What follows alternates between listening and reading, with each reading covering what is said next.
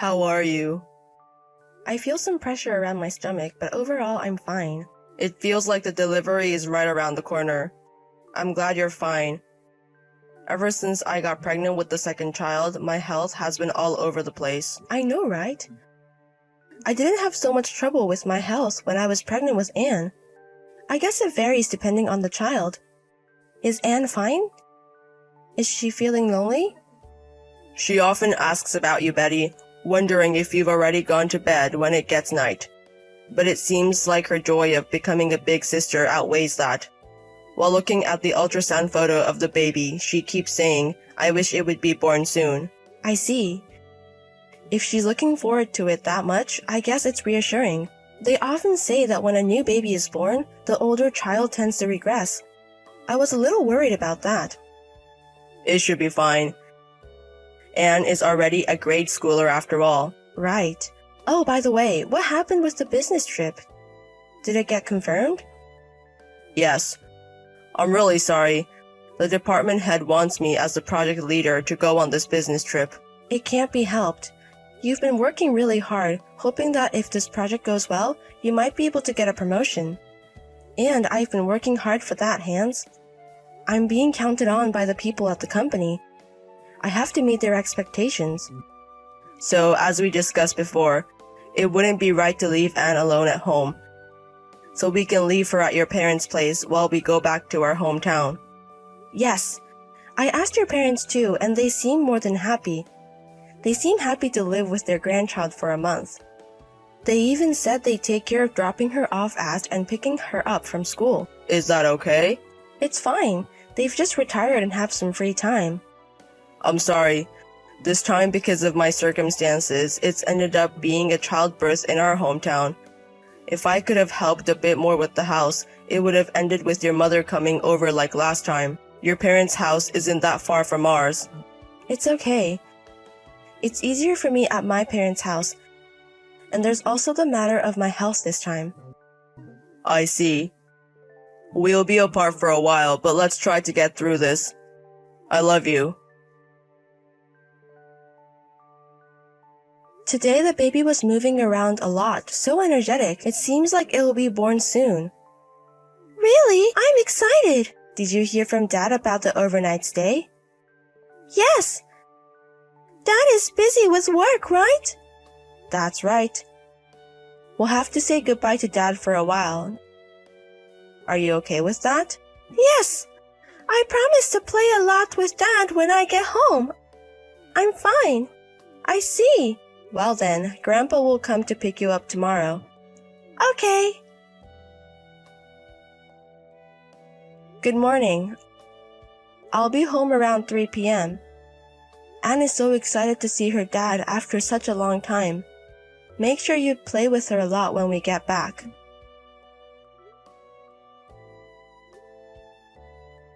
I can't unlock the door. Can you open it? Aren't you home right now? I've changed the locks, so don't come back. Huh? What are you saying? Is this some sort of surprise? Don't come back. Wait, what's happening? Did something happen? Just let us in. It's starting to rain and the kids will get soaked. No way. This is not your house anymore. Just go away, okay?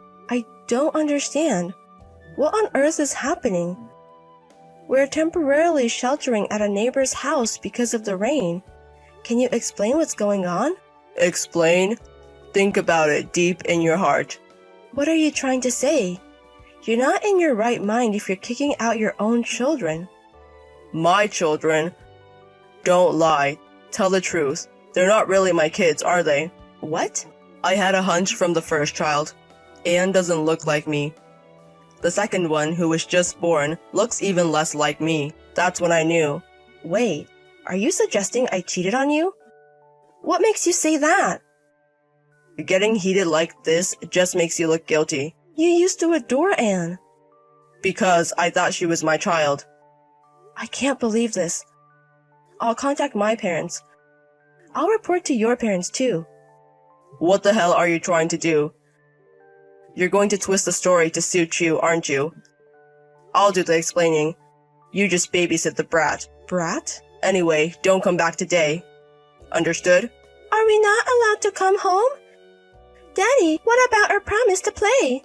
Didn't we promise to play together when I get home? Did you and Mom have a fight? You need to make up. My teacher at school said so. When you fight, you have to say sorry. Listen, Anne. All of this is Mom's fault. Mom lied to Dad. Lied? Dad isn't your real dad, Anne. So don't call me Dad anymore. Brat. Hey, how can you say that to a child? Anne is shocked and crying. What happened to you over this past month? Nothing happened. I'm sane. Rather, I feel like I've returned to my true self. What's that supposed to mean? Was all that kindness a lie? Do you remember the vows we made at our wedding? To trust each other at all times. You said it too. Shut up. Be quiet. Don't contact me anymore. Wait. I can't possibly accept this. Hands. What do you mean they're not my kids? I see. I get it all now. The real reason why you've changed your mind. Huh? There's no real reason. The cause is you. You said you're taking shelter from the rain at a neighbor's house, right? At Davis's house, a mom friend. The house diagonally across from ours. So what? When we were visiting our hometown, Davis said she accidentally saw it when she was driving. You bringing a woman into her house. Just because you're cornered, don't start spouting nonsense. Or is it this? All the women are teaming up to push the responsibility on me. This is why I hate housewives. They have nothing better to do than spread ridiculous rumors. There's evidence. What? Davis's car dashcam. I checked just in case, and it was all clearly recorded. I was shocked when I saw the woman's face. Your ex-girlfriend, right? It was Angela, wasn't it? That was a colleague from work. It's not Angela. It's a case of mistaken identity. Angela and I went to the same high school and college. I saw her face often, and her distinctive mole hasn't changed since then. I wouldn't mistake her. Should we track down our friends from college and contact Angela? We can also send her the dashcam data and ask if it's her. Or we could hire a private detective. Enough already. I got it. Angela did come to our house. Are you happy now? That's not good enough. You were saying something about the kids. A little investigation will show that those two are indeed your children. Why would you say something so stupid? Explain it properly from your mouth. Shut up. What's with that tone? You sound like my mom. It's true that when women give birth, they transform into this creature called a mother. They lose all their appeal as the opposite sex. Even though Angela was so wonderful, it's a huge difference. You plotted against me to get together with Angela. Tried to divorce me under favorable conditions for you. If so, you're the worst. You said such terrible things to little Anne. You're an irredeemable scumbag. Shut up. You, after all, don't know anything about me. Don't make assumptions. Then speak up. Stop blabbering nonsense. Come on. I've been holding back all this time. Huh? Holding back? I never even liked kids, but playing the role of a good father was well received at work. In this day and age, you never know where information will leak from. So I had to keep up appearances at work, in front of my wife's family, and in front of our family. It was all for promotion. Living like that was suffocating. But the moment you all went back to your hometown, I felt that our cramped house suddenly became spacious. I could go out for a drink late at night, meet with friends. I hadn't had that kind of freedom since I was single. Is that why you ran into Angela again? Yeah, Angela hadn't changed at all. It was like my heart time traveled back to my bachelor days. Every day was rosy. I was so happy. But when you guys came back, this fun time would disappear, and I'd be back to that suffocating life. That's why I kicked you guys out to prevent it. I see. So you're basically drunk on a momentary freedom, and your head is filled with fantasies. Looking at you now, you're clearly not sane. If you're convinced, that's just fine. Go ahead and leave me. That way I'm freed from the burden and can truly be free. Do what you want? I don't want to live with a man like you anyway. However, make sure you pay the child support, and I'll definitely be claiming alimony. Give as much as you like. It doesn't hurt or bother me at all. So it's an agreement between both parties. It's an amicable divorce. No more lingering issues. Let's not dig up the past ever again. Let's stop the unnecessary fights. You just don't want to go to court, right? It would only put you at a disadvantage. You're so low. Well, never mind. Betty, how are you doing? Who is this? It's me. It's Hans. You forgot about me? That's harsh. Ah, it's been a while. I was about to forget you. Rather, I prefer not to retain even a millimeter of memory concerning you. I was thinking it was about time you contacted. Were you waiting for my call? That's nice. Don't just interpret things in a way that suits you. I just thought it was about time you woke up and came crying back in a disgraceful manner. Did you enjoy your fleeting freedom? Is Angela doing well? Are you asking even though you know? Of course. I heard that Angela dumped you. Why? Why don't you tell me the reason? Well, Angela got angry because you sued me for alimony, and then we had a fight. I see, but that's natural, right? I told you clearly. I'll claim the alimony strictly. You agreed, didn't you? I didn't think that Angela would be charged too at that time. I didn't think that far. It's natural to claim alimony from a cheating husband and his lover, right? Ah, but you were like a drunk at that time, and your head was full of fantasies, so you couldn't think that far. You're right. I was out of my mind. Please. I want you to take me back. I returned to my old self. No, the family bonds you broke won't return just because of that. And we are divorced. We're strangers now. Please. I can't take it anymore.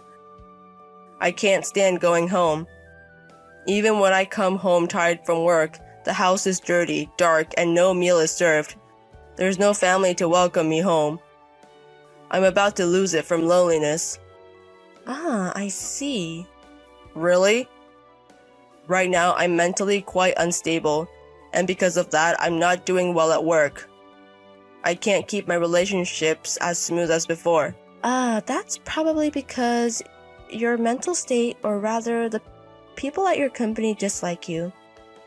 The story that you're the scumbag who locked his wife and child out of the house has gotten around to your coworkers.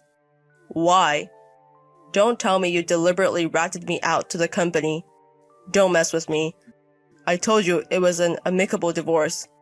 I didn't do anything. Remember Davis, who let us take shelter during that incident? He seems to have spread the rumor. What? It seems like Davis knows someone who works at the same company as you. The rumor spread from that person throughout the company. There's a saying, no one can put a door on people's mouths.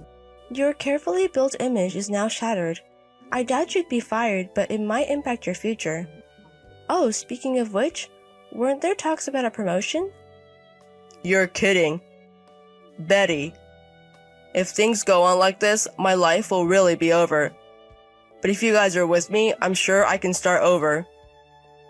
I want to see the kids. I want to talk to Anne again. No. I've been saying all this. Why won't you listen to my request?